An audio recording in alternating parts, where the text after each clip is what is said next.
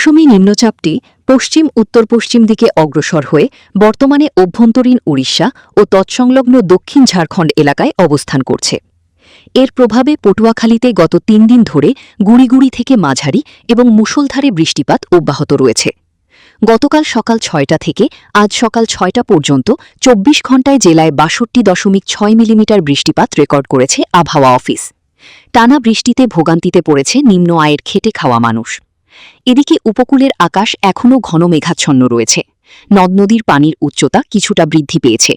বিক্ষুব্ধ রয়েছে কুয়াকাটা সংলগ্নে বঙ্গোপসাগর। বড় বড় ঢেউ তীরে আছড়ে পড়ছে। আবহাওয়া অফিসের বিশেষ বিজ্ঞপ্তিতে জানা গেছে, নিম্নচাপের প্রভাবে উপকূলীয় এলাকা দিয়ে দমকা বা ঝড়ো হাওয়া বয়ে যেতে পারে।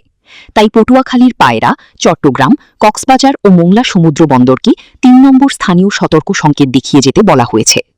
পরবর্তী নির্দেশ না দেওয়া পর্যন্ত মাছ ধরা নৌকা ও ট্রলার সমূহকে নিরাপদ আশ্রয়ে থাকতে বলা হয়েছে।